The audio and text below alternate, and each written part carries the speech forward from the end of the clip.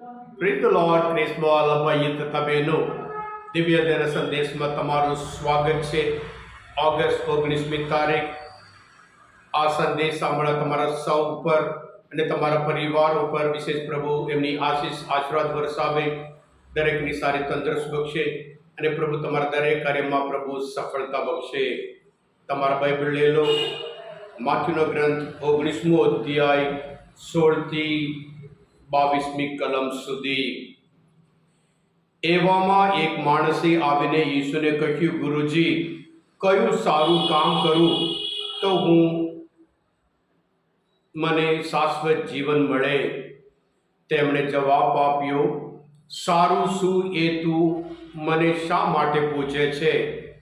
સારો તો એક ઈશ્વર છે, પણ જો તારે જીવનમાં દાખલ થવું હોય તો તારે આજ્ઞાઓનું પાલન કરવાનું છે.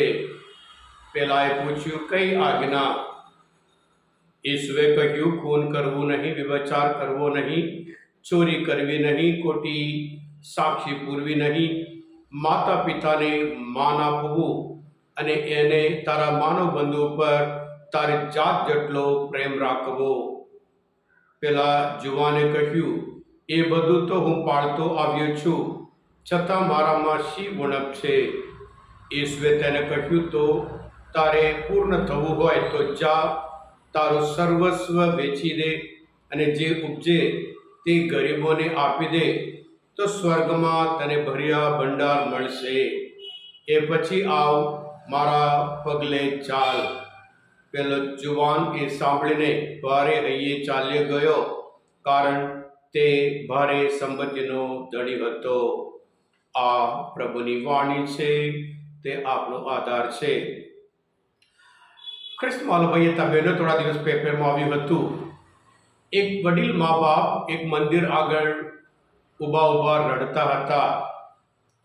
આમને જોઈને એક પ્રેસ રિપોર્ટરે પૂછ્યું, કેમ અહીંયા મંદિર આગળ ઊભા રહીને તમે રડો છો? અને ત્યારે એ વડીલ મા બાપે કહ્યું, અમારા દીકરા બધું અમારી પાસે બધું લઈ લઈને ઘર લઈ લીધું, બધું અમારી પાસે જે કંઈ હતું બધું લઈ લીધું અને ગાડી મૂક્યા છે, અહીંયા મંદિર આગળ મૂકીને જતા રહ્યા છે. ખ્રિસ્તમાં ભાઈ હતા બહેનો, ધન દોલત પૈસા આપણે લાગે છે કે આશીર્વાદરૂપ છે, પણ એ ધન દોલત આ જે પરિવાર, આ વડીલ મા બાપને જે હતું થયું હતું, એવી રીતે ઘણાના જીવનમાં એ થઈ શકે. પૈસાના લીધે મા બાપ અને સંતાનો વચ્ચે સંબંધમાં તિરાડ પડે છે અને કુટુંબમાં આ પૈસાને લીધે ધન દોલતમાં સંબંધ બગડે છે અને પૈસાને લીધે ધન દોલતમાં બાબતમાં ઘણાની આ જીવન સંબંધ તૂટી જાય છે.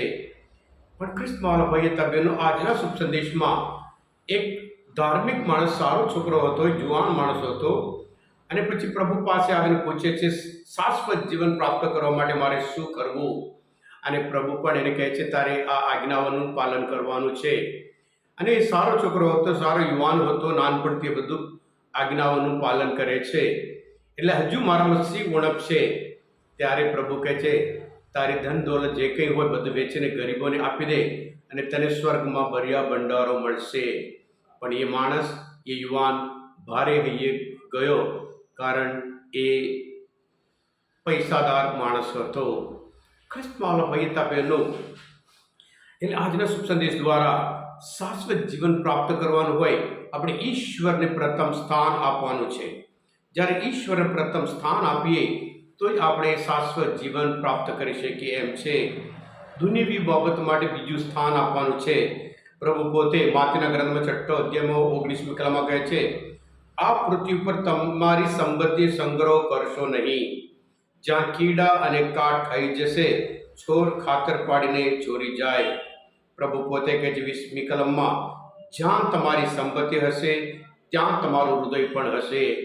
એટલે આ યુવાન માણસ માટે કે ભલે શાશ્વત જીવન પ્રાપ્ત કરવાની ઈચ્છા હતી, અનંત જીવન પ્રાપ્ત કરવાની ઈચ્છા હતી, પણ જે એની સાથે હતું એ છોડવા, એ ત્યાગ કરવા એ તૈયાર નથી.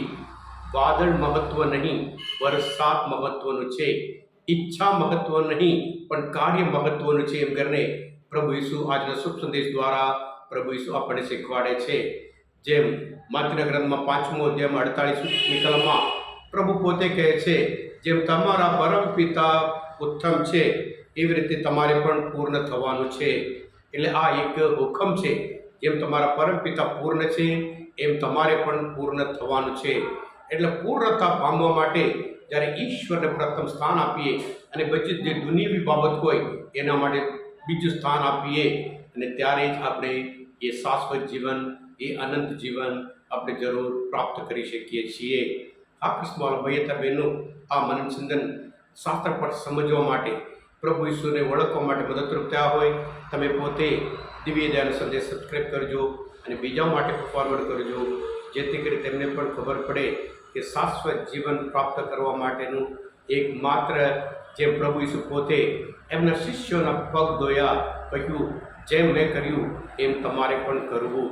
અને સાથે સાથે પ્રભુ ઈસુ પોતે માતીના ગ્રંથમાં 11મા અધ્યાય 81મી કલમમાં, જેમ હું નમ્ર છું તમારે પણ નમ્ર બનવાનું છે. બીજાઓ પણ આ હકીકત જાણવા પામે અને તેઓ પણ શાશ્વત જીવન જરૂર પ્રાપ્ત કરે. તમે આશીર્વાદિત છો, તમે અભિષિક્ત છો. પ્રભુ ઈસુ, હું તમારામાં વિશ્વાસ રાખું છું. બોલો દિવ્ય દયાનો જય.